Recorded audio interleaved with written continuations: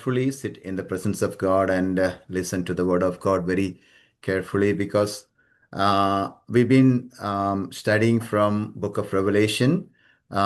In the previous class, I've been talking about the promise of reward which was given for the church at Smyrna from Revelation chapter 2 verse 17. And we were able to complete that study from Revelation chapter 2 verse 17 about the church at Smyrna. And tonight we will be focusing on Revelation chapter 2, verses 18 through 29 about the fourth church at Thyatira. So Thyatira സഭയെക്കുറിച്ച് ഇന്ന് രാത്രി നമ്മൾ പഠിക്കാനായിട്ട് ആഗ്രഹിക്കുകയാണ്. ഇംഗ്ലീഷിൽ പറയുന്നു. Yes, നമുക്ക് തുടക്കത്തിൽ തന്നെ ഞാൻ പറഞ്ഞതുപോലെ തന്നെ we been studying about when 7 churches first of all. So already we completed the studies about 3 churches. ഇതിന്റെ മുൻപുണ്ടായിരുന്ന 3 സഭകളെ കുറിച്ച് അതിന്റെ ഹിസ്റ്റോറിക്കൽ ബാക്ക്ഗ്രൗണ്ടും ചർച്ചിന്റെ കാര്യങ്ങളൊക്കെ നമ്മൾ ചിന്തിക്കാനിടയായി, മെസ്സേജസ് അതെല്ലാം നമ്മൾ ചിന്തിക്കാനിടയായി. So now we are looking into and we are focusing on Revelation chapter 2 verses 18 through 29. And that is about the fourth church at Thyatira. തുയത്തൈറയിലുള്ളതായിരിക്കുന്ന സഭയെക്കുറിച്ചുള്ളതായിരിക്കുന്ന കാര്യങ്ങളാണ് നമ്മൾ ഇന്ന് പഠിക്കാനായിട്ട് പോകുന്നത്. സോ വളരെ പ്രാർത്ഥനയോടെ ദൈവസന്നിധിയിലായിരിക്കാം. So I would request Philsy to read may be Revelation chapter 2 verses 18 through 29 in English. Then Praise will be reading in Malayalam also. Yeah. Revelation chapter 2 verses 18 through 29.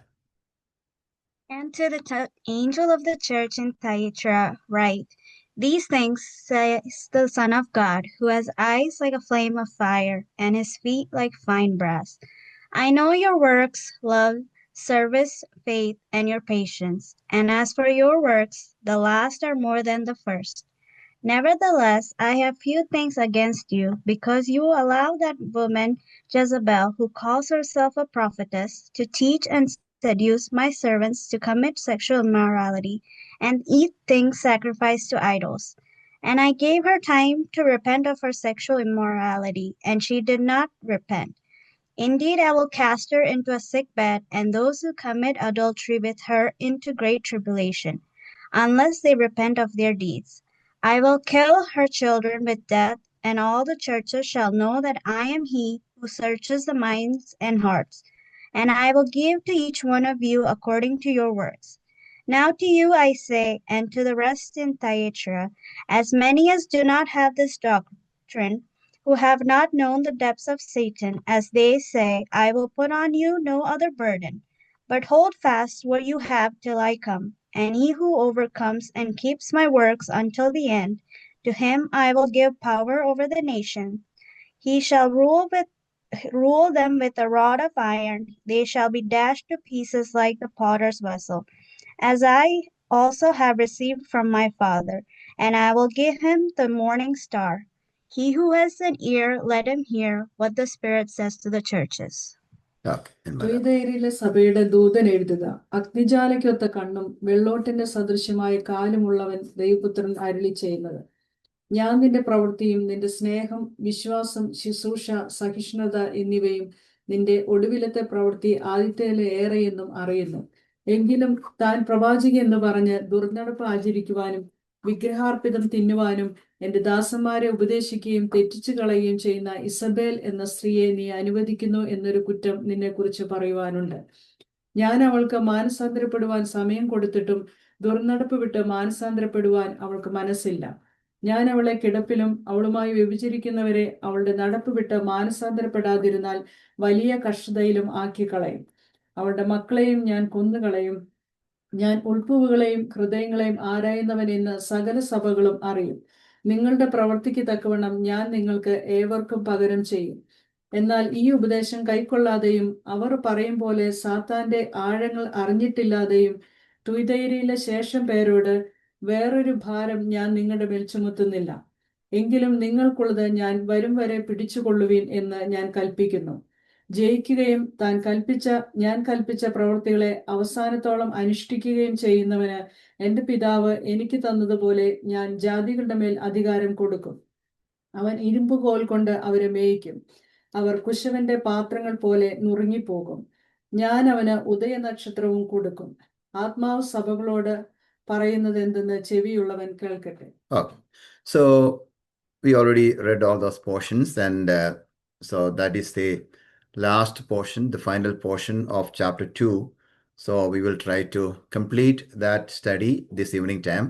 So as we are going to study about the church at Thyatira, let me remind you one thing, that without knowing the historical background of the Thyatira city, it's not possible to understand the importance of the messages given to the church.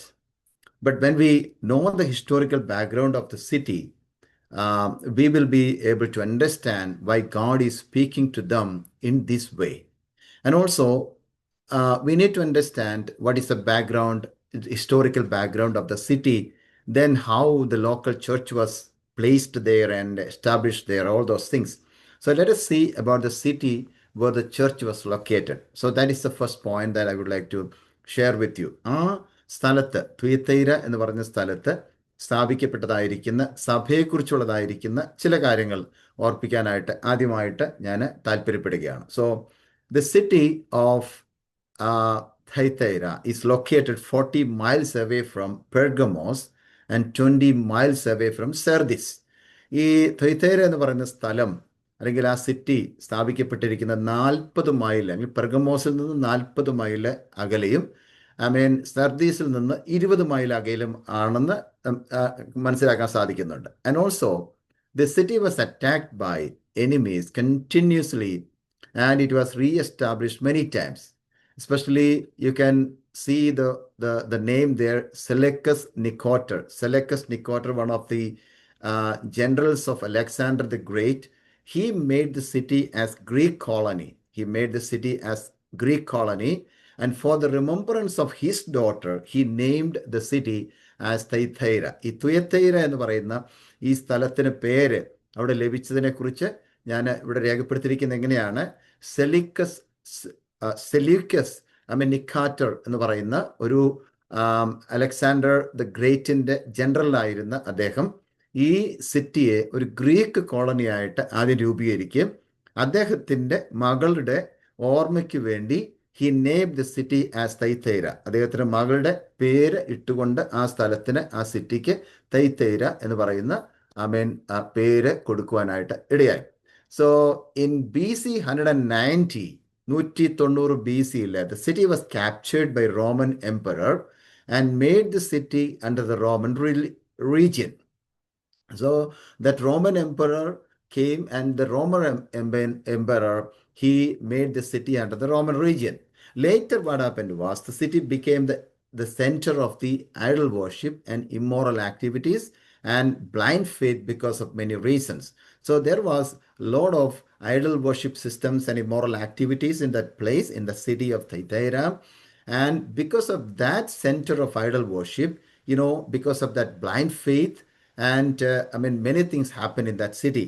So city became the business center of dyeing industry and of the trade in woolen goods. And that was one of the important points that we have to understand, because the city was famous for purple dye. ഒരു purple Dijk ഒത്തിരി പ്രസിദ്ധി ആർജിച്ചതായിരുന്ന ഒരു city ആയിരുന്നു ഈ Thyatira എന്ന് പറയുന്നത്.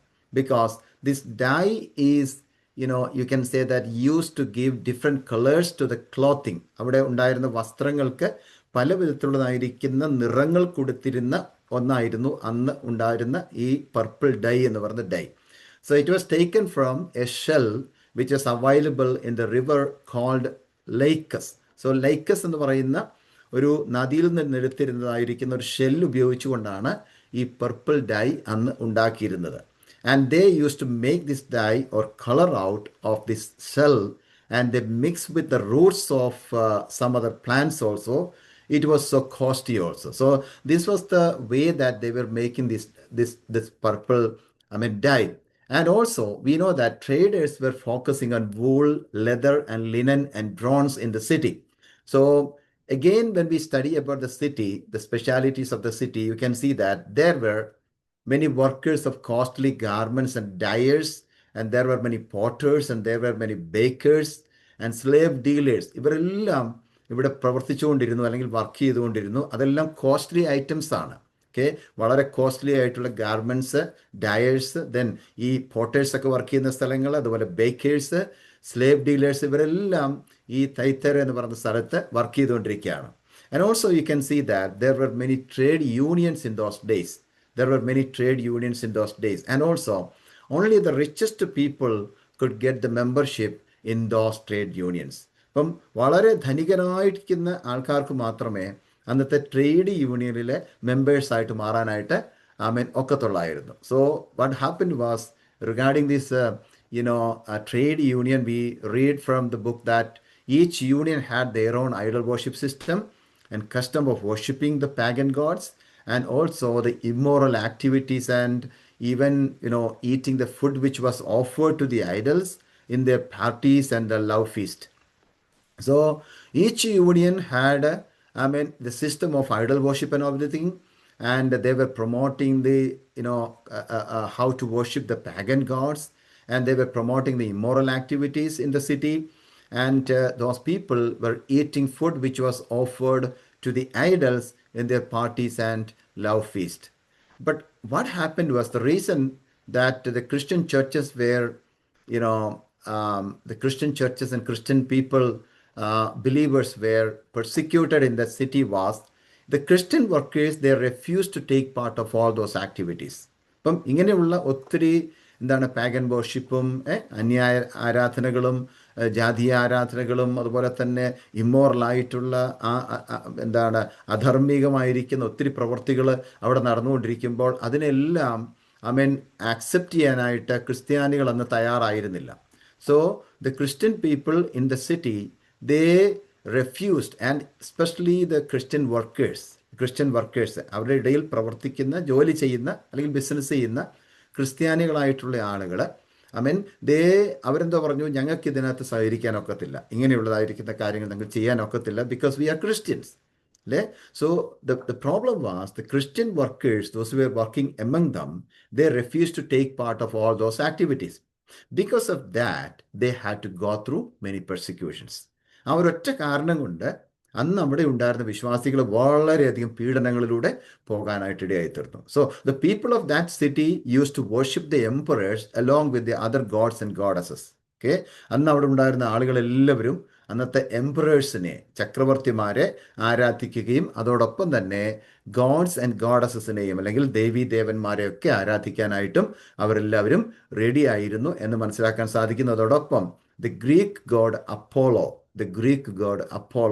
the sun god, sun god എന്നാണ് വിളിക്കുന്നത്. ഗ്രീക്ക് ഗോഡ് അപ്പോളോ എന്ന് പറയുന്നത് സൺ ഗോഡാണ്, സൂര്യദേവനാണ്.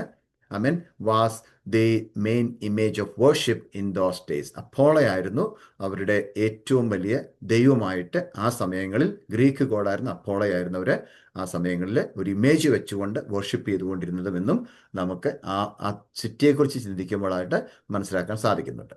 So the next point is the establishment of the church at Thyatira. ഇനി എങ്ങനെയാണ് ഒരു ദൈവത്തിൻ്റെ സഭയാകുന്ന ഈ ത്വയ്തൈര സഭ ആ സ്ഥലത്ത് അല്ലെങ്കിൽ ആ സിറ്റിയിൽ എസ്റ്റാബ്ലിഷ് ചെയ്തത്, സ്ഥാപിച്ചത് എങ്ങനെയാണെന്നാണ് നമ്മൾ ചിന്തിക്കാനായിട്ട് പോകുന്നത്. Because when we study about those things, you can see nothing is mentioned specifically about who planted the church at Thyatira. So ആരാണ് അവിടെ ഉണ്ടായിരുന്ന സഭ സ്ഥാപിച്ചത് എന്നുള്ളതിന് വ്യക്തമായിട്ടുള്ളൊരു തെളിവ് നമുക്ക് ബൈബിളിൽ നിന്ന് കാണാനായിട്ട് സാധിക്കുന്നില്ല. It is not mention anywhere in the New Testament where Paul or John established this church. There are people saying that Paul established the Thyatira church, and some people are saying John the apostle, before going to the island of Patmos, he established the church at Thyatira. Now, we can assume, and we know that you can see one of the person in Thyatira church in the New Testament. Okay, there is a woman, mentioned in the book of Acts from this city. Okay, so it is in Acts chapter 16 verse 13. Can you read that portion? Acts chapter 16 verse 13. 16:13. Yeah. And on the Sabbath day we went out of the city to the riverside, where prayer was customarily made, Hmm. and we sat down and spoke to the woman who met there. ശബത്ത് നാളിൽ ഞങ്ങൾ ഗോപുരത്തിന് പുറത്തേക്ക് പോയി അവിടെ പ്രാർത്ഥന സ്ഥലം ഉണ്ടായിരിക്കും എന്ന് ഞങ്ങൾ വിചാരിച്ച് പുഴവക്കത്ത് ഇരുന്നു. അവിടെ കൂടി വന്ന സ്ത്രീകളോട് സംസാരിച്ചു. Okay, so you can see there maybe a name of a lady or woman, that is Lydia. Okay, so in that chapter you can see the name of Lydia. ലുദിയ എന്ന് പറയുന്ന ഒരു സഹോദരിയെ കുറിച്ച് നമുക്ക് അധ്യായത്തിൽ കാണാൻ സാധിക്കുന്നുണ്ട്. But as I told you earlier, the city was famous for the business of purple dye and other items. So it is believed that Lydia was one of the businesswomen of these items, and for that purpose only she came to Philippi. ഈ ഫിലിപ്പിയിലെ ആ സ്ഥലത്തേക്ക് ഈ ലുദിയ എന്ന് പറയുന്ന സഹോദരി വന്നത് ഈ ഒരു ബിസിനസ് പർപ്പസോട് കൂടെ തന്നെ ആയിരുന്നു എന്നുള്ളതാണ് വിശ്വസിക്കപ്പെടുന്നത്. അങ്ങനെയാണ് നമുക്കത് കാണാൻ സാധിക്കുന്നത്. But Paul and Timothy and Silas they were preaching gospel in many places, and finally they reached Philippi also, and there they were speaking to the woman assembled there in the riverside. അവിടെ ആ നദിക്കരികിൽ കൂടിയിരുന്നതായിരിക്കുന്ന ആ സഹോദരിമാരോടൊക്കെ സംസാരിക്കുന്നതായിട്ട് നമ്മൾ അവിടെയൊക്കെ വായിക്കുന്നുണ്ട്. പൗലോസും തിമോത്തിയോസും സീലാസും ഒക്കെ അവിടെയൊക്കെ വന്ന് പ്രസംഗിക്കുകയും അവിടെ ഉണ്ടായിരുന്ന ആളുകളോട് സംസാരിക്കുകയൊക്കെ ചെയ്യുന്നതായിട്ട് നമ്മൾ വായിക്കുന്നുണ്ട്. And a God-fearing woman named Lydia is coming there, and from the city of Thyatira. ഈ തൈത്തൈര എന്ന് പറയുന്ന സ്ഥലത്തു നിന്ന് വന്നിരിക്കുന്ന ഒരു സഹോദരിയായിരുന്നു ഈ ലുദിയ എന്ന് പറയുന്ന സഹോദരി. And she was a seller of purple goods, also was listening their speech. So the Lord opened, it is written there, the Lord opened her heart to pay attention to what was said by Paul. അപ്പോസ്തലനായ പൗലോസ് പറഞ്ഞുകൊണ്ടിരുന്ന കാര്യങ്ങളെ ശ്രദ്ധിക്കാനായിട്ട് ദൈവം ഈ ലുദിയയുടെ ഹൃദയത്തെ തുറന്നു എന്നാണ് നമുക്കവിടെ കാണുവാൻ സാധിക്കുന്നുണ്ട്. So this Lydia was not actually from Jewish background. ഒരു യഹൂദ പാരമ്പര്യത്തിൽ നിന്നുള്ള ഒരു സഹോദരി അല്ലായിരുന്നു ലുദിയ എന്ന് പറയുന്ന സഹോദരി. But she was believing in Jehovah god. യഹോവയാകുന്ന ദൈവത്തിൽ താൻ വിശ്വസിച്ചിരുന്നു. പക്ഷെ ഒരു ജൂയിഷ് ബാക്ക്ഗ്രൗണ്ടിൽ നിന്നല്ലായിരുന്നു ലുദിയ വന്നിരുന്നത്. Same time let me tell you one thing. In those days, if the Jews need to make a synagogue, there must be few people to gather together. അവർക്കൊരു synagogue ഉണ്ടാക്കുക എന്ന് പറഞ്ഞാൽ അന്നത്തെ കാലഘട്ടത്തിൽ കുറച്ച് പേരെങ്കിലും കൂടാനുണ്ടെങ്കിൽ മാത്രമേ ഒരു സിനഗോഗ് അവർ ഉണ്ടാക്കത്തുള്ളൂ. Okay, but actually there was no synagogue there, so they gathered together in the riverside for prayer. ഇപ്പോൾ ഒരു സിനഗോഗ് അവിടെ ഇല്ലാതിരുന്നുകൊണ്ട് അവരെന്ത് ചെയ്യാണ്, ഒരു റിവർ സൈഡിൽ ഒരു നദിക്കരയിൽ കൂടിക്കൊണ്ട് അവർ പ്രാർത്ഥിക്കുകയൊക്കെ ചെയ്യുന്ന ഒരു കാഴ്ചയാണ് അവിടെ കാണാൻ സാധിക്കുന്നത്. And we know that this woman, this Lydia also join with dum. Okay, you can see the eagerness of that woman for prayer and fellowship in those days. Okay, even though she came there with the purpose of selling the purple dye, she is spending time to listen the word of God. അല്ലേ, ഒരു purple dye ബിസിനസ്സിന് വേണ്ടി അല്ലെങ്കിൽ അത് വിൽക്കാൻ വേണ്ടിയാണ് അവിടെ വന്നതെങ്കിലും ഈ സഹോദരി എന്താണ്, വളരെ ഇൻട്രസ്റ്റോടുകൂടെ ഈഗർനെസ്സോടുകൂടെ തന്നെ ദൈവത്തിൻ്റെ വചനം കേൾക്കാനായിട്ട് പോകുകയും പ്രാർത്ഥിക്കുകയൊക്കെ ചെയ്യുന്നതായിരിക്കുന്ന ഒരു അനുഗ്രഹിക്കപ്പെട്ട ഒരു സഹോദരിയായിട്ട് നമുക്ക് ആ സഹോദരി അവിടെ കാണാൻ സാധിക്കുന്നുണ്ട്. Okay, so let me ask you one thing. Do we have that dedication or commitment or decision to spend time for the spiritual growth? നമ്മുടെ ആത്മീക വളർച്ചയ്ക്ക് വേണ്ടി നമ്മൾ എത്രത്തോളം ഈഗർനെസ് നമ്മൾ കാണിക്കുന്നത്, എത്രത്തോളം നമുക്ക് ഡെഡിക്കേഷൻ ഉണ്ട്, എത്രത്തോളം നമ്മൾ കമ്മിറ്റഡ് ആണ് to grow spiritually. Okay, so when we ask that question, often the answer will be no. But many of us do not know how to use the opportunity for our spiritual awakening. Okay, if I am asking that question, if the answer is no, then think about one thing, that this is the best chance that we have these days. Every time that the world is changing, the things are changing. Okay, so we need to spend time in the presence of God, and we need to give more preference for the spiritual life. Okay, even in the midst of all these facilities and all the technologies are there, but at the same time, we need to give priority for the spiritual growth in our life. So we can take a decision that I'll be always available at God's presence. Amen. So that is the reason that we understand from this church that it is already believed that this Lydia, the woman Lydia, after receiving the gospel and Jesus Christ, went back to her home city Thyatira. ഞാൻ പറഞ്ഞല്ലോ, തുയത്തൈരിൽ നിന്നുള്ളതായിരിക്കുന്ന സഹോദരി ആയിരുന്നു ലുദിയ. ഒരു പക്ഷേ അവൻ ഇങ്ങനെയാണ് വിശ്വസിക്കപ്പെടുന്നത്. ഈ ലുദിയ എന്ന് പറയുന്ന സഹോദരി എന്ത് ചെയ്തു? ഈ ഫിലിപ്പിയിൽ വന്നിട്ട് ഈ സുവിശേഷം കേട്ട് കർത്താവിനെ സ്വീകരിച്ചിട്ട് രക്ഷിക്കപ്പെട്ടതിന് ശേഷമായിട്ട് മടങ്ങിപ്പോയി തുയത്തേറിൽ എത്തിയെന്നാണ് വിശ്വസിക്കപ്പെടുന്നത്. And it might, there's a chance, there's a possibility that she went back to his own town, his own city, Thyatira, and shared the gospel there. And the church was formed by this woman, and also believed that after Lydia, Paul also visited Thyatira and established the church there. So this is the, short explanation about how the church at Thyatira was, planted or established in that city. And the next point that we are going to discuss is the messages to the church at Thyatira. ഈ ത്വയ്തൈര സഭയ്ക്ക് വേണ്ടി ദൈവം കൊടുത്തിരുന്ന മെസ്സേജുകൾ, ദൂതുകൾ എന്തൊക്കെയാണെന്നാണ് ഇനി നമ്മൾ ചിന്തിക്കാനായിട്ട് പോകുന്നത്. Okay, what are the messages which was given to the church at Thyatira? Okay, so we need to understand one thing. Actually, the longest message was sent to the church in the smallest city. Okay, ഏറ്റവും smallest ആയിട്ടുള്ള സിറ്റിയാണ് തൈത്തേര എന്ന് പറയുന്നത്. പക്ഷേ നിങ്ങൾ ആ message ഒന്ന് നോക്കിയേ, ഏറ്റവും ഈ 7 സഭകളിൽ ഏറ്റവും വലിയ മെസ്സേജ് കൊടുത്തിരിക്കുന്നത്, ഏറ്റവും ലെങ്തി ആയിട്ടുള്ള മെസ്സേജ് കൊടുത്തിരിക്കുന്നത് ഈ ത്വയ്തൈര സഭയ്ക്കാണ്.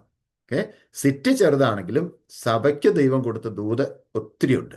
ആ കാര്യങ്ങൾ നമ്മൾ ചിന്തിക്കാൻ പോകുന്നത്. Okay, especially the word Thyatira means continual offering. Continual offering. The word Thyatira means continual offering or perpetual sacrifice. അതായത് ത്വയ്തൈര എന്ന് പറയുന്ന ആ സ്ഥലത്തിൻ്റെ ആ വാക്കിൻ്റെ അർത്ഥം തന്നെ കണ്ടിന്യൂസ് ആയിട്ടുള്ള അല്ലെങ്കിൽ തുടർമാനമായിട്ടുള്ള വഴിപാടുകളും തുടർമാനമായിട്ടുള്ളതായിരിക്കുന്ന യാഗങ്ങളും നടക്കുന്ന സ്ഥലം എന്നാണ് അർത്ഥം. തൈത്തൈര എന്ന സ്ഥലത്തിൻ്റെ പേര് പെർപെച്വൽ സാക്രിഫൈസ് ആണ്, അല്ലെങ്കിൽ തുടർമാനമായ യാഗങ്ങൾ എന്നാണ് അതിൻ്റെ അർത്ഥമാക്കുന്നത്. But later the city became the corrupted church, and the church also became the corrupted church. Okay, എന്ന് പറഞ്ഞാൽ ആദ്യ കാലഘട്ടങ്ങളിൽ ദൈവസഭ വളരെ അനുഗ്രഹിക്കപ്പെട്ട നിലയിൽ ആ സിറ്റിയിൽ നിലകൊണ്ടു. പക്ഷെ കുറച്ചു നാൾ കഴിഞ്ഞപ്പോഴത്തേക്ക് എന്ത് ചെയ്തു? ഒത്തിരി കറപ്റ്റഡ് ആയിട്ടുള്ള വക്രത നിറഞ്ഞതായിരിക്കുന്ന ഒരു സഭയായിട്ട്, അല്ലെങ്കിൽ മോശമായിട്ടുള്ള വിഷയങ്ങൾ അവിടെ സംഭവിക്കുകയും അങ്ങനെ വളരെ മോശപ്പെട്ടതായിരിക്കുന്ന ഒരു സഭയായിട്ട് സഭ മാറ്റപ്പെടുന്നതായിട്ട് നമുക്ക് ഈ ദൂതുകൾ പഠിക്കുമ്പോൾ കാണാൻ സാധിക്കുന്നുണ്ട്. There is a reason for that, because of the entrance of the idol worship and also other religious and political influences. ഇന്നും ഇതാണ് സംഭവിച്ചുകൊണ്ടിരിക്കുന്നത്. സഭകളൊക്കെ നഷ്ടപ്പെട്ടുകൊണ്ടിരിക്കുന്നതിന് കാരണം അതാണ്. പലപ്പോഴും സഭകളൊക്കെ the churches are defeated today. It's not outside people are coming inside and defeating the church. The thing is happening, the other influences are happening. The influences are coming into the church, and the idol worship in a different way, and the religious rituals are coming inside the church, and political influences are coming inside the church. And that is one of the reasons that today you can see the churches are destroyed. The churches are destroyed. Okay, so let us see what are the messages given for the Thyatira church. Let us read chapter 2 verse 18 one more time. 2-ാം അധ്യായത്തിന്റെ 18-ാം വാക്യം ഒരു പ്രാവശ്യം കൂടെ വായിച്ചതിന് ശേഷമായിട്ട് നമുക്ക് ആ ഭാഗങ്ങളെ ചിന്തിക്കാം. The source of the messages. 2:18. And to the angel of the church in Thyatira write, these things says the Son of God, who has eyes like a flame of fire and his feet like fine brass. ത്വയ്തൈരയിലെ സഭയുടെ ദൂതൻ എഴുതുക, അഗ്നിജ്വാലയ്ക്കൊത്ത കണ്ണും വെള്ളോട്ടിന്റെ സദൃശ്യമായ കാലുമുള്ള ദൈവപുത്രൻ അരുളി ചെയ്യുന്നത്. Okay, so in that particular verse we're reading that who is the source of the messages? Who is the source of the messages? Who is the source of the messages? Yes, chapter 2 verse 18 we read that Jesus himself is the source of the messages. Jesus himself is the source of the messages. That means addressing himself in 3 aspects. Okay, യേശുക്രിസ്തു തന്നെയാണ് ഈ കൊടുക്കുന്ന ദൂതുകളുടെ എല്ലാം ഉറവിടം. അതുകൊണ്ട് എഴുതിയിരിക്കുന്നത് ത്വയ്തൈരയിലെ സഭയുടെ ദൂതന് എഴുതുക. ആരാണ് എഴുതുന്നത്? ആരാ കൊടുക്കുന്നത്? അഗ്നിജ്വാലയ്ക്കൊത്ത കണ്ണും വെള്ളോട്ടിന് സദൃശ്യമായ കാലുമുള്ള ദൈവപുത്രൻ അരുളി ചെയ്യുന്നു. എന്താണ്, എവിടുന്നാണ് ഈ മെസ്സേജ് വരുന്നത്? കർത്താവായ യേശുക്രിസ്തുവിൽ നിന്നാണ് വരുന്നത്. ഓക്കെ, ദൈവപുത്രനിൽ നിന്ന്. Okay, so Jesus himself is the source of the messages which is given for the Thyatira church, because we know that in that particular verse 18, 18ാം വാക്യം വായിക്കുമ്പോൾ തന്നെ you can see it is addressing himself in 3 aspects. 3 വിധത്തിലാണ് ദൈവപുത്രനാകുന്ന ക്രിസ്തുവിനെ അവിടെ വെളിപ്പെടുത്തി കൊടുത്തിരിക്കുന്നത്. Source ആണെന്ന് പറയുമ്പോൾ തന്നെ, ഉറവിടമാണെന്ന് പറയുമ്പോൾ തന്നെ 3 വിധത്തിലാണ്. First of all, the son of God, ദൈവപുത്രൻ എന്നുള്ള പദപ്രയോഗമാണ് ഉപയോഗിച്ചിരിക്കുന്നത്. Because he addressed himself as a son of man in all other portions of the book of Revelation. നമ്മൾ ഈ വെളിപ്പാട് പുസ്തകം പഠിക്കുമ്പോൾ ഉണ്ടല്ലോ, ഇതിനകത്ത് ഒത്തിരി സ്ഥലങ്ങളിലും യേശുക്രിസ്തുവിനെ കുറിച്ച് പരിചയപ്പെടുത്തുമ്പോൾ പറയുന്നത് മനുഷ്യപുത്രൻ, മനുഷ്യപുത്രൻ, മനുഷ്യപുത്രൻ. 1-ാം അധ്യായം തൊട്ടേ തുടങ്ങുമ്പോൾ അങ്ങനെയാണ്, മനുഷ്യപുത്രൻ, മനുഷ്യപുത്രൻ, മനുഷ്യപുത്രൻ. Okay, so in every portions of other portions of the book of Revelation, you can see that Jesus is addressing himself, and he is calling himself as a son of man, son of man, son of man. But this is the only place where he addresses as son of God. ദൈവപുത്രൻ എന്ന് ഈ പുസ്തകത്തിനകത്ത് രേഖപ്പെടുത്തിയിരിക്കുന്ന, address ചെയ്തിരിക്കുന്ന ഒറ്റ സ്ഥലം മാത്രമേ ഉള്ളൂ. അത് ഇവിടെയാണ്, ദൈവപുത്രൻ എന്നാണ് പറഞ്ഞിരിക്കുന്നത്. Okay, because there is a reason for that. We know the people of Thyatira, they were always worshipping the god of sun Apollo. Okay, സൂര്യദേവനാകുന്ന അപ്പോളോ ദേവനെയാണ് ഈ തൊയ്ത്തയിലുള്ളതായിരിക്കുന്ന ആളുകൾ, ജനം എല്ലാവരും ആരാധിച്ചുകൊണ്ടിരുന്നത്. Okay, but here Jesus says that, okay, സൂര്യദേവൻ എന്ന് പറയുമ്പോൾ തന്നെ നമുക്ക് അതിൻ്റെ അർത്ഥം മനസ്സിലായി. സൂര്യൻ എന്ന് പറഞ്ഞ പ്രകാശത്തെ കാണിക്കുന്നു, ആ സൂര്യദേവനെയാണ് അവർ ആരാധിച്ചുകൊണ്ടിരിക്കുന്നത്.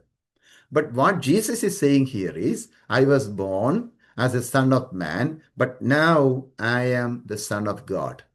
എന്താണ്? ഈ ഭൂമിയിൽ ജനിച്ചു വീണപ്പോൾ ഞാൻ ആരായിട്ട് ജനിച്ചു? ഒരു മനുഷ്യപുത്രനായിട്ട് ജനിച്ചു. എന്നാൽ മനുഷ്യപുത്രനായിട്ട് ഈ ഭൂമിയിൽ ജനിച്ചെങ്കിലും ഇപ്പോൾ ഞാൻ ആരാണ്?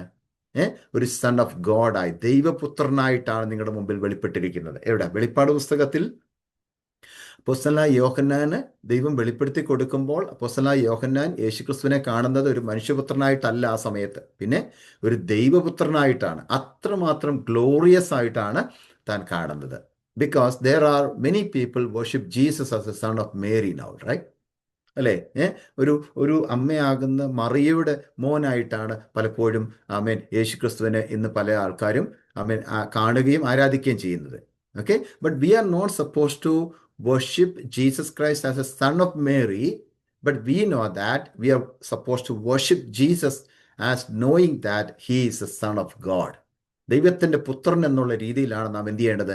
ദൈവത്തെ, കർത്താവായ യേശുക്രിസ്തുവിനെ ആരാധിക്കേണ്ടതും മനസ്സിലാക്കേണ്ടതും. ഒരു മറിയയുടെ പുത്രനാണെന്നുള്ളതിനേക്കാൾ ഉപരിയായിട്ട് ദൈവപുത്രനാകുന്ന ക്രിസ്തുവിനെയാണ് നാം ആരാധിക്കുന്നത്. So that is the reason that Jesus is addressing himself as the son of God. ദൈവപുത്രനായിട്ടാണ് യേശുക്രിസ്തുവിനെ തന്നെ അവിടെ ചിത്രീകരിച്ചിരിക്കുന്നത്. The second aspect is his eyes like a flame of fire. എന്താണ്? അഗ്നിജ്വാലയ്ക്ക് ഒത്ത കണ്ണുള്ളവനായിട്ടാണ് അപ്പോസ്തലനായ യോഹന്നാൻ യേശുക്രിസ്തുവിനെ അവിടെ കാണുന്നത്. അഗ്നിജ്വാലയ്ക്കൊത്ത കണ്ണുള്ളവനായിട്ട്. His eyes are like a flame of fire. What is the meaning of that? It speaks about the sharpness of his sight. തൻ്റെ കാഴ്ചയുടെ ആ മൂർച്ചയെക്കുറിച്ചാണ് പറയുന്നത്. അല്ലെങ്കിൽ എത്ര ഷാർപ്പായിട്ടാണ് നമ്മുടെ കർത്താവായ യേശുക്രിസ്തുവിന് കാണാൻ കഴിയുന്നത് എന്നുള്ളതിനെ കുറിച്ചാണ് പറഞ്ഞിരിക്കുന്നത്. His eyes are like a flame of fire. അഗ്നിജ്വാലയ്ക്കുള്ള ഒത്ത കണ്ണുകൾ. Okay, that means nothing is hidden in his sight. ഒരു കാര്യങ്ങളും കർത്താവായ യേശുക്രിസ്തുവിന്റെ കണ്ണിന് മുൻപിൽ മറഞ്ഞിരിക്കുന്നില്ല. എല്ലാം നഗ്നവും മലർന്നുമായി കിടക്കുന്നെന്ന് വായിക്കുന്നത് പോലെ തന്നെ everything is open in the sight of God. അത്രയ്ക്കും കാഴ്ച ശക്തിയുള്ള, എല്ലാറ്റിനെയും കാണാൻ കഴിയുന്ന ഒരു കണ്ണിനെ കുറിച്ചാണ് ഇവിടെ പറഞ്ഞിരിക്കുന്നത്. His eyes are like a flame of fire. And the third aspect about the Son of God is his feet are like burnished bronze. His feet are like burnished bronze. വെള്ളോടിന് സദൃശ്യമായ കാലുള്ള കർത്താവായ യേശുക്രിസ്തു. വെള്ളോടിന് സാദൃശ്യമായ കാല്. His feet are like burnished bronze means his authority over everything in this world. His authority over everything in this world. ഇത്രയും 3 കാര്യങ്ങളാണ്.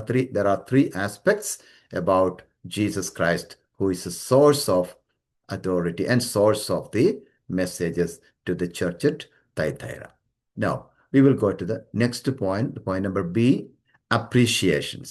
Okay, appreciations about the Thyatira church. ഈ ത്വൈത്തൈര സഭയെക്കുറിച്ചുള്ളതായിരിക്കുന്ന എന്താണ് appreciate ചെയ്യുന്നത്, അവരെ അനുമോദിക്കുന്നത് എന്താണെന്ന് chapter 2 verse 19. Let's read that verse. Chapter 2 verse 19, where you can see, God is appreciating the church at Thyatira. Yeah. I know your works, love, service, faith, and your patience. As for your works, the last are more than the first.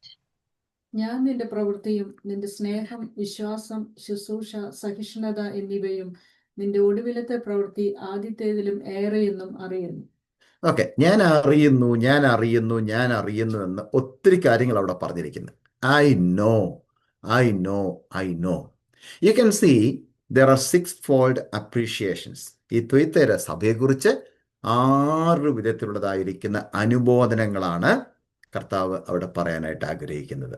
Particularly in chapter 2 verse 19, ഈ 2-ാം അധ്യായത്തിന് 19-ാം വാക്യത്തിൽ തന്നെ അവരെ അനുമോദിക്കുകയാണ്, appreciate ചെയ്യുകയാണ്. First of all, you can see I know, the word I know. Okay, first of all, the first thing is I know your work. ഞാൻ നിന്റെ പ്രവൃത്തി അറിയുന്നു. The Greek word which is used for the work is erga. Erga is the Greek word which is used for I know your work. Okay, that is social or charitable work or social activities. അതാണ് ഒന്നാമത്തെ കാര്യം. കർത്താവ് എന്തറിയുന്നു? ഈ സഭ ചെയ്യുന്ന charitable വർക്കിനെ കുറിച്ച് നന്നായിട്ട് അറിയുന്നു, അല്ലെങ്കിൽ എത്രത്തോളം സോഷ്യൽ ആക്ടിവിറ്റീസ് അവർ ഇൻവോൾവ് ആണെന്നുള്ള ഒരു കാര്യം ദൈവത്തിന് അറിയാം എന്നാണ് ഇവിടെ പറഞ്ഞിരിക്കുന്നത്. Okay, I know your work. That means I know how much interested you are in charity work or in social work or social activities. Okay, we know that some people are so happy to enjoy the fun or social activities. Even in our churches also today, more than the spiritual activities, many people are always happy to enjoy the fun. They are enjoying the social activities. Okay, for example, if you call them for picnic or retreat, they are always ready. Okay, you're saying that, okay, we have a musical program, they are ready. Okay, we have a youth program, we are ready. And you can see that all people are watching eagerly and they are very much interested to see all those things. Okay, but during the time of a message or a fasting prayer or a Bible study, you can see that some people used to sleep and some used to yarn, അല്ലെങ്കിൽ എന്താണ് വായിക്കോട്ട് വിട്ടുകൊണ്ടിരിക്കുക ആൾക്കാർ ചിലപ്പോൾ, അല്ലേ? നല്ല പ്രാർത്ഥനയും ആരാധനയും പ്രസംഗവും Bible സ്റ്റഡിയും ഒക്കെ നടക്കുമ്പോൾ നമ്മൾ അറിയാതെ എന്ത് ചെയ്യും, ഒരു വായിക്കോട്ടേക്ക് വരും, ഒരു യാനിങ് ഒക്കെ ചെയ്യും നമ്മൾ. ഓക്കെ, എന്ന് പറഞ്ഞാൽ ചില ആൾക്കാർ പറയുന്നത് സോ ബോർഡ്, ഒത്തിരി ബോറിംഗ് ആണ് വചനം കേൾക്കുക, അല്ലെങ്കിൽ ഉപവാസ പ്രാർത്ഥന അറ്റൻഡ് ചെയ്യുമ്പോൾ, അല്ലെങ്കിൽ ബൈബിൾ സ്റ്റഡി അറ്റൻഡ് ചെയ്യുക, ഇതൊക്കെ നടക്കുമ്പോൾ ഒരു ബോറിംഗ് പോലെ അവർക്ക് തോന്നുവാണ്. They are not interested in those things. Okay, so let me tell you one thing.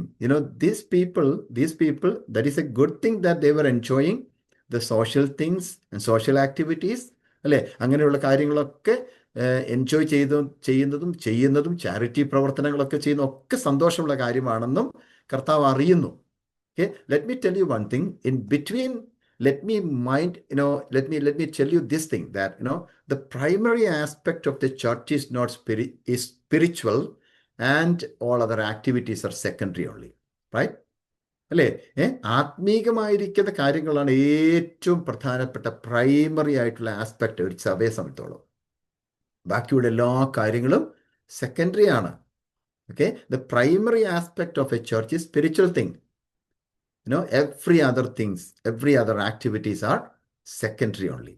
So anyways, here we read that Lord is saying that I know your charitable work and your helping mentality. It's very good. അല്ലേ? നമുക്ക് helping mentality ഉണ്ടെങ്കിലും charity പ്രവർത്തനം നമുക്ക് ചെയ്യാനായിട്ട് ആഗ്രഹം ഉണ്ടെങ്കിലും എല്ലാം നല്ല കാര്യമാണ്. അത് കർത്താവ് എന്ത് ചെയ്യുന്നു? അറിയുന്നു. എന്നാൽ അതിനേക്കാൾ എല്ലാം കൂടുതലായിട്ട് നാം ഇമ്പോർട്ടൻസ് കൊടുക്കേണ്ടത്, പ്രയോറിറ്റി കൊടുക്കേണ്ടത് എന്താണെന്ന് പറഞ്ഞിരിക്കുന്നത് ആത്മീയ കാര്യങ്ങൾക്കാണ്. Okay, secondly it says that your love, I know your love. Okay, നിന്റെ സ്നേഹം ഞാൻ അറിയുന്നു. ഏതൊക്കെ സ്നേഹമാണ്? you love your co-brothers and co-sisters, and you love your church, and you love your God. Everything is okay. എല്ലാവരും നിങ്ങൾ സ്നേഹിക്കുന്നുണ്ട്, എല്ലാം സന്തോഷമുള്ള കാര്യമാണ്. ഏത്? I know your love. നിന്റെ സ്നേഹത്തെക്കുറിച്ച് എനിക്ക് നന്നായിട്ട് അറിയാം. I know your faith. നിന്റെ വിശ്വാസത്തെക്കുറിച്ച് എനിക്ക് നന്നായിട്ട് അറിയാം. ദൈവസഭയെക്കുറിച്ച് പറയുകയാണ്, നിങ്ങൾക്ക് എത്രത്തോളം വിശ്വാസം ഉണ്ടെന്നുള്ളത് ഞാൻ അറിയുന്നു. നിങ്ങളുടെ വിശ്വാസം നല്ല വിശ്വാസമാണ്. അതൊരു അനുമോദനമാണ്, അപ്രീഷിയേഷനാണ്. I know your faith. And again it says that I know your service. എത്രത്തോളം ശുശ്രൂഷിപ്പാൻ നിങ്ങൾ തയ്യാറാണെന്നുള്ളത് എനിക്കറിയാം. I know your service, how much you're serving the people, how much you're serving God. I know that. And next thing is, I know your perseverance. എന്താണ്? നിന്റെ സഹിഷ്ണുത ഞാൻ അറിയുന്നു. I know your perseverance. Okay? നിങ്ങളുടെ സഹിഷ്ണുത ഞാൻ അറിയുന്നു. And the last thing, the last appreciation is, you are doing more than you did it first. നിന്റെ ഒടുവിലത്തെ പ്രവൃത്തി ആദ്യത്തേതിലും നല്ലത് അല്ലെങ്കിൽ ഏറെ എന്നും ഞാൻ അറിയുന്നു. നിന്റെ ഒടുവിലത്തെ പ്രവൃത്തി ആദ്യത്തേതിലും ഏറെ എന്ന് ഞാൻ അറിയുന്നു. Okay, I know you are doing more than you did it first. Because while John was writing this letter, the church was increased in social and spiritual activities more than they did in the earlier days. ആദ്യകാലങ്ങളിലൊക്കെ ചെയ്തുകൊണ്ടിരുന്നതിനേക്കാളും കൂടുതൽ ശക്തമായിട്ട് ഒരു പക്ഷേ യോഹന്നാൻ ഈ ലേഖനം എഴുതുന്ന സമയത്ത്, ഈ പുസ്തകം എഴുതുന്ന സമയത്ത്, ഈ ലെറ്റർ എഴുതുന്ന സമയത്ത് ഒരു പക്ഷേ ആ ചർച്ചിലുള്ള പ്രിയപ്പെട്ടവരെ സോഷ്യൽ ആക്ടിവിറ്റീസിലാണെങ്കിലും അതുപോലെ തന്നെ ആത്മീയ കാര്യങ്ങളിലാണെങ്കിലും എല്ലാ കാര്യത്തിലും വരെ എങ്ങനെയായിരുന്നു, കുറച്ചും കൂടി ഇൻട്രസ്റ്റ് ആയിട്ട് ചെയ്തുകൊണ്ടിരിക്കുന്ന സമയങ്ങളായിരുന്നു എന്നാണ് വിശ്വസിക്കപ്പെടുന്നത്. കാരണം യോഹന്നാൻ അതുകൊണ്ടാണ് അവരെ അപ്രീഷിയേറ്റ് ചെയ്തത്. എന്താ പറഞ്ഞിരിക്കുന്നത്? You are doing more than you did first. ആദ്യമൊക്കെ ചെയ്തുകൊണ്ടിരുന്നതിനേക്കാളും ശക്തമായിട്ട് നിങ്ങൾ പ്രവർത്തിക്കുന്നുണ്ട് എന്നുള്ളത് ഞാൻ മനസ്സിലാക്കുന്നു. ഞാൻ അതിനെ നിങ്ങൾ എന്ത് ചെയ്യുന്നു? അപ്രീഷിയേറ്റ് ചെയ്യുന്നു എന്നാണ് പറഞ്ഞിരിക്കുന്നത്. Okay, so next thing, okay, not only appreciation. So here God is using or mentioning about the weak points of the church in chapter 2 verse 20. Let's read that portion. Chapter 2 verse 20. Nevertheless, I have few things against you, because you allow that woman Jezebel, who calls herself a prophetess, to teach and seduce my servants to commit sexual immorality and eat things sacrificed to idols. എങ്കിലും താൻ പ്രവാചകി എന്ന് പറഞ്ഞ് ദുർനടപ്പ് ആചരിക്കുവാനും വിഗ്രഹാർപ്പിതം തിന്നുവാനും എന്റെ ദാസന്മാരെ ഉപദേശിക്കുകയും തെറ്റിച്ചു കളയുകയും ചെയ്യുന്ന ഇസബേൽ എന്ന സ്ത്രീയെ നീ അനുവദിക്കുന്നു എന്നൊരു കുറ്റം നിന്നെ കുറിച്ച് പറയുവാനുണ്ട്. Okay, so this is one of the important points that we have discussed, but I don't know how much I'll be able to make it. But let's see. Okay, so the weak points. എന്തൊക്കെയാണ് ന്യൂനതകളെ കുറിച്ച് പറയുന്നത്? അല്ലെങ്കിൽ ആ ദൈവസഭയെക്കുറിച്ച് വളരെ അനുമോദനങ്ങൾ കൊടുത്തിട്ട് അല്ലെങ്കിൽ appreciate ചെയ്തിട്ട് 20-ാം വാക്യത്തിലേക്ക് വരുമ്പോൾ എന്ത് ചെയ്യുന്നു? അവരുടെ ബലഹീന വശത്തെക്കുറിച്ചും കൂടെ ഒന്ന് പരാമർശിക്കുകയാണ്. Okay, so the main and important weak point of the church was they were tolerating or permitting the teachings of Jezebel, the false prophetess. എന്താ അവർ ചെയ്തുകൊണ്ടിരുന്ന തെറ്റെന്ന് പറയുന്നത്? താൻ പ്രവാചകി എന്ന് പറഞ്ഞ് ദുർനടപ്പ് ആചരിപ്പാനും വിഗ്രഹാർപ്പിതം തിന്മാനും എൻ്റെ ദാസന്മാരെ ഉപദേശിക്കുകയും തെറ്റിച്ചു കളയുകയും ചെയ്യുന്ന ഈസബേൽ എന്ന സ്ത്രീയെ നീ അനുവദിക്കുന്നു എന്നൊരു കുറ്റം നിന്നെ കുറിച്ച് പറയാനുണ്ട്. ഒരു കുറ്റം മാത്രമേ അവിടെ പറയുന്നുള്ളൂ. എന്താണ്? ജെസബേൽ അല്ലെങ്കിൽ ഈസബേൽ എന്ന് പറയുന്ന ഒരു കള്ളപ്രവാചകിയെ നിങ്ങൾ പെർമിറ്റ് ചെയ്യുന്നു, നിങ്ങൾ അനുവദിക്കുന്നു, നിങ്ങൾ ടോളറേറ്റ് ചെയ്യുന്നു, നിങ്ങൾ അതിന് അനുവാദം കൊടുക്കുന്നു എന്നുള്ളൊരു കാര്യം മാത്രമാണ് ഒരു കുറ്റമായിട്ട് ആ സഭയെക്കുറിച്ച് പറഞ്ഞിരിക്കുന്നത്.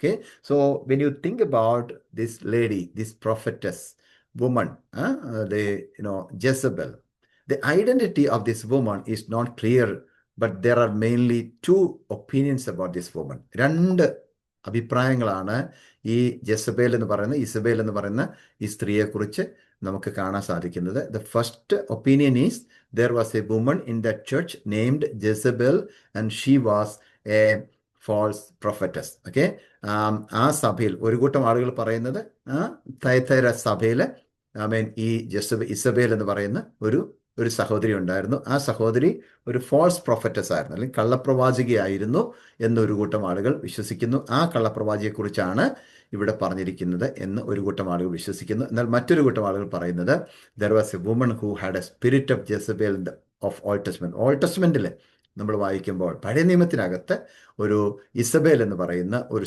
സ്പിരിറ്റ് ഓഫ് ഇസബേൽ, എന്താണ് ഇസബേലിൻ്റെ ആത്മാവിനെ കുറിച്ച് സംസാരിക്കുന്നുണ്ട്. ആ വാക്യങ്ങളൊക്കെ പിന്നീട് നമുക്ക് വായിക്കാം. സംസാരിക്കുന്നുണ്ട്. ആ ഒരു യുനോ പിന്നെ ഒരു ഒരു ഒരു സിസ്റ്ററെ കുറിച്ച്, അല്ലെങ്കിൽ ആ ഒരു സഹോദരിയെക്കുറിച്ച്, അല്ലെങ്കിൽ ആ ഇസബേലിനെ കുറിച്ചായിരിക്കാം ഇവിടെ പറഞ്ഞിരിക്കുന്നതെന്ന് ഒരു കൂട്ടം ആളുകൾ വിശ്വസിക്കുന്നു. So now let's see who is this woman, okay, and also what are the biblical and historical details about this woman in this study now. Okay, so let's study about Jezebel and the spirit of Jezebel on the basis of Revelation chapter 2 verse 20. നമുക്ക് ചിന്തിക്കാം, ഈ ഇസബേൽ എന്ന് പറയുന്ന പ്രവാചകി ആരായിരുന്നു, അല്ലെങ്കിൽ ഈ ഇസബേൽ എന്ന പ്രവാചകിയുടെ ആത്മാവ് എന്ന് പറയപ്പെടുന്നത് എന്താണെന്നുള്ളത് ഈ റെവലേഷൻ ചാപ്റ്റർ 2 വേഴ്സ് 20 2-ാം അധ്യായത്തിൻ്റെ 20-ാം വാക്യത്തെ ആസ്പദമാക്കിക്കൊണ്ട് അല്പമായിട്ട് നമുക്ക് ചിന്തിക്കാനുള്ള സമയം എടുക്കാൻ കർത്താവ് സഹായിക്കട്ടെ. So Jezebel and the spirit of Jezebel. Okay, so we know that Jezebel was the daughter of the king Ethbaal. Ethbaal എന്ന് പറയുന്ന രാജാവിൻ്റെ പുത്രിയായിരുന്നു ഈ ജെസബൽ എന്ന് പറയുന്ന സഹോദരി. Okay, and she was the wife of Ahab, the king of Samaria. സമരിയയിലെ രാജാവായിരുന്ന ആഹാബിന്റെ വൈഫായിരുന്നു, ഭാര്യയായിരുന്നു ഈ ജെസബൽ. Okay, and she is known as the most abominable woman. ഒത്തിരി എന്താ പറയുന്ന ദുഷ്ടത നിറഞ്ഞതായിരിക്കുന്ന, ദുഷ്കർമ്മങ്ങൾ ചെയ്തുകൊണ്ടിരുന്ന ഒരു സഹോദരിയായിട്ട്, ഒരു സ്ത്രീയായിട്ടാണ് നമുക്ക് അവളെ കാണാൻ തക്കവണ്ണം സാധിക്കുന്നത്. And also Ethbaal was the priest of അസ്തോരത്തിലെ ഒരു പുരോഹിതനായിരുന്നു ഈ എദ്ബാൽ എന്ന് പറയുന്ന ആള്. ഓക്കെ, അതോടൊപ്പം ഈ Ashtoreth was a female deity of സെക്ച്വാലിറ്റിയുടെ ഒരു ഫീമെയിൽ ഒരു ദേവിയായിട്ടാണ് ഈ അസ്തോരത്തിനെ കാണാനായിട്ട് നമുക്ക് സാധിക്കുന്നത്.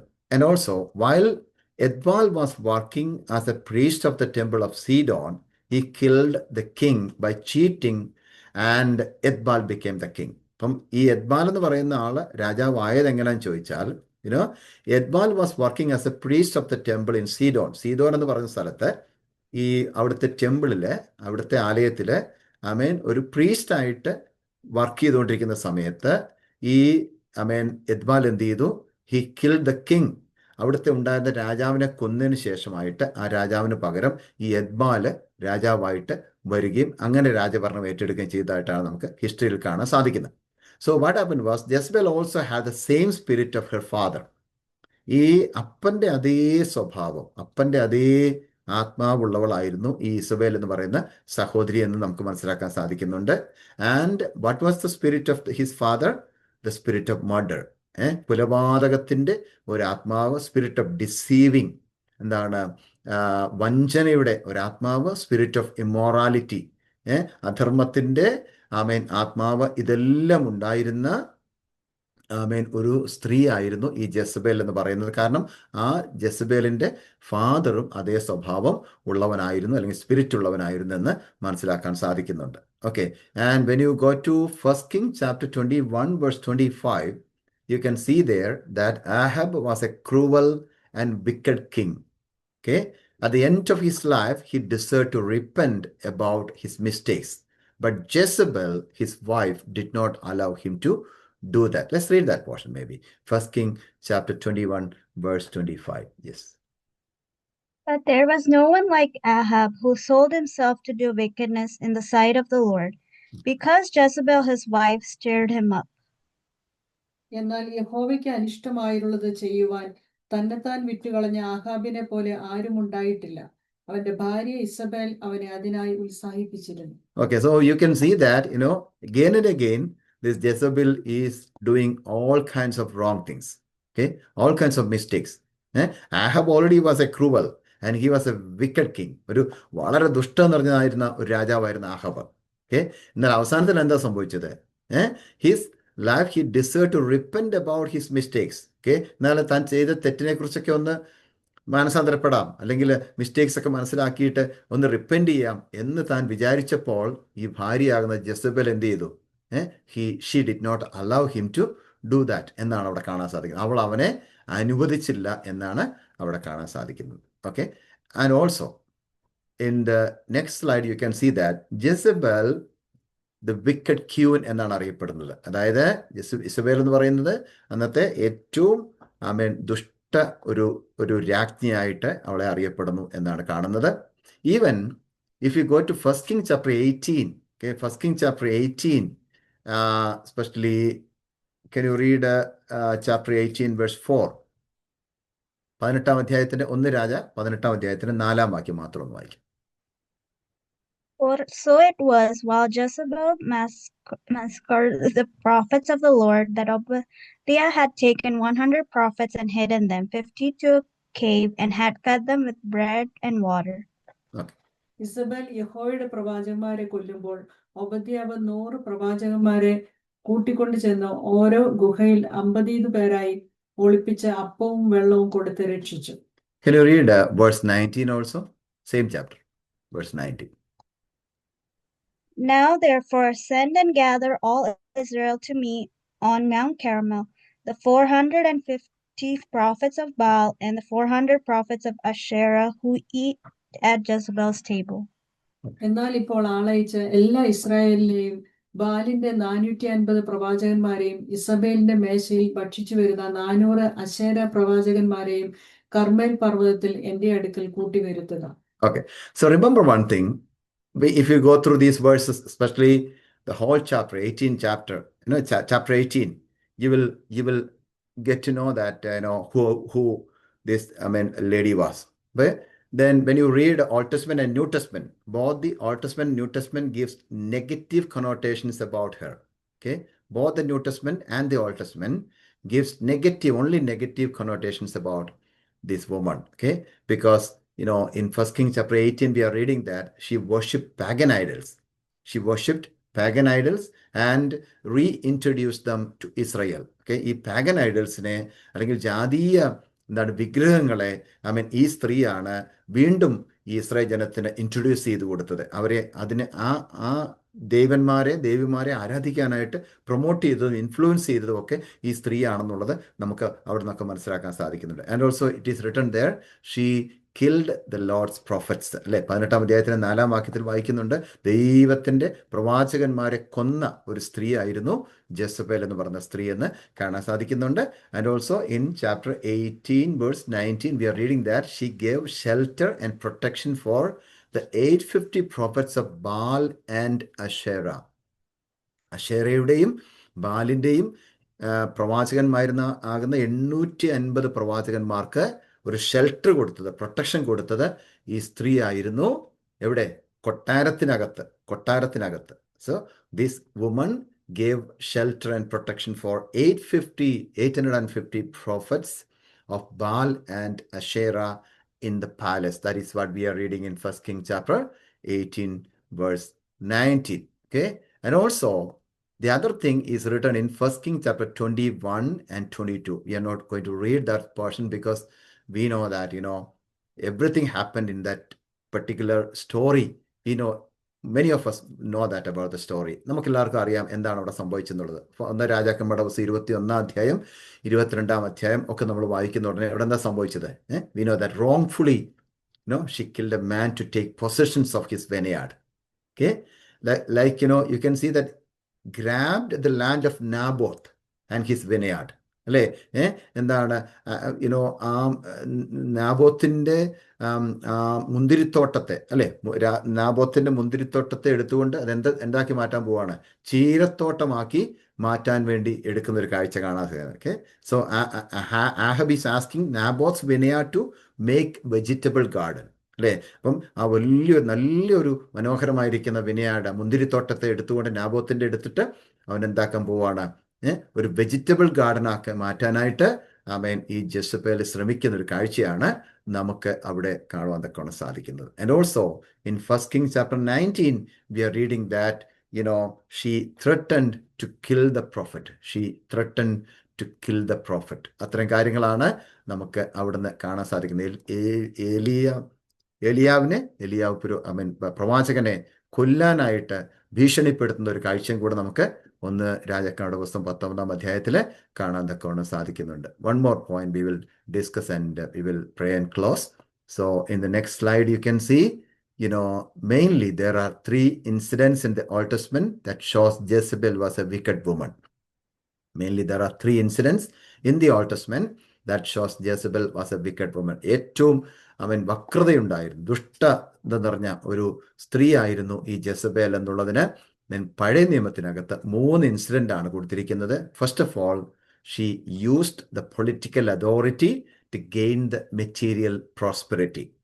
ഇത് നമ്മൾ വളരെ ശ്രദ്ധിക്കേണ്ട ഒരു കാര്യമാണ്. കാരണം നമ്മുടെ ഒന്നും സഭകളിൽ ഇങ്ങനെയുള്ള വിഷയങ്ങൾ അകത്ത് കയറാതിരിക്കേണ്ടതിന് നമ്മുടെ ദൈവമക്കളെ എല്ലാവരും വളരെ ആത്മാർത്ഥമായിട്ട് പ്രാർത്ഥിക്കുകയും ശ്രമിക്കുകയും ചെയ്യണമെന്നുള്ളത് അറിയിക്കാൻ വേണ്ടിയാണ് ഈ കാര്യം എടുത്തു പറയുന്നത്.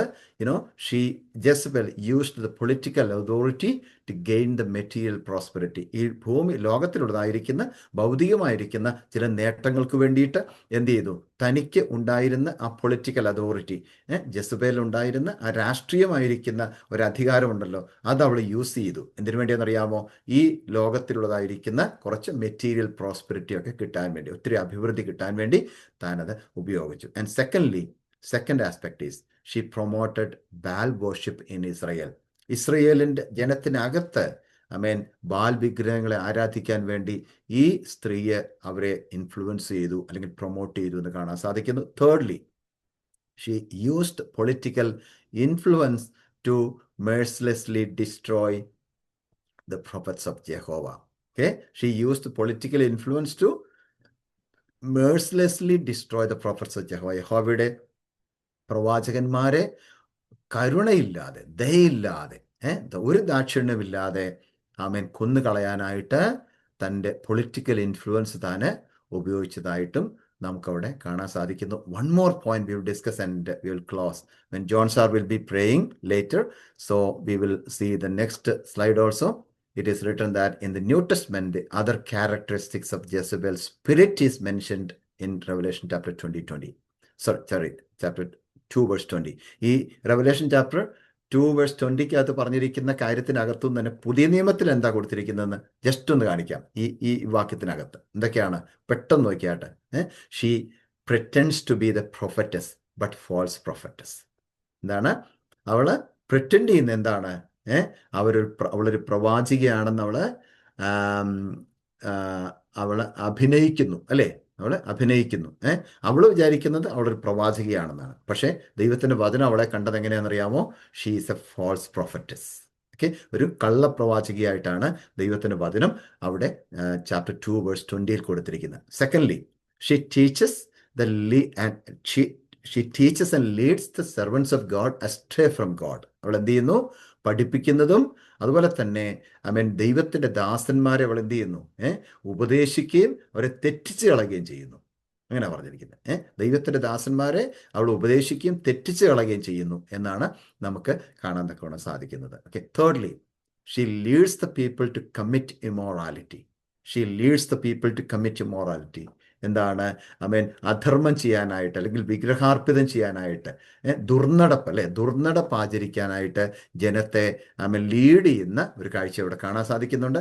4ാമത്തെ കാര്യം കൂടെ പറഞ്ഞ് അവസാനിപ്പിക്കാൻ, she leads them to eat things sacrificed to idols. എന്താണ്?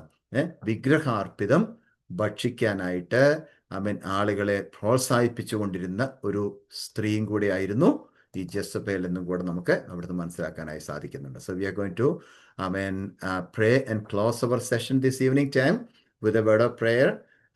John sir will be praying now. So let us all bring ourselves in the mighty hand of God and pray that, what about the Thyatira church? We know that, Jezebel, the false prophetess, was influencing the people of God. But let us pray that, Lord, keep us under your mighty wings. Hallelujah. കർത്താവേ, ഞങ്ങളെല്ലാവരെയും ഞങ്ങളുടെ ഉള്ളങ്കരത്തിൽ വഹിക്കണമേ, ഞങ്ങളുടെ സഭയെ കർത്താവ് സൂക്ഷിക്കണമേ, protect ചെയ്യണമേ എന്ന് നമുക്ക് ആത്മാർത്ഥമായിട്ട് പ്രാർത്ഥിക്കാം. നമുക്ക് ഓരോരുത്തർക്കും കർത്താവിൻ്റെ കൃപയിൽ ജീവിപ്പാൻ തക്കവണ്ണം കർത്താവ് സഹായിക്കട്ടെ. ആത്മീയമായ കാര്യങ്ങൾക്ക് ഒത്തിരി മുൻതൂക്കം കൊടുക്കുവാൻ, പ്രയോറിറ്റി സ്പിരിച്വൽ തിങ്സിന് കൊടുക്കാൻ കർത്താവ് നമ്മളെ സഹായിക്കട്ടെ. നമ്മെ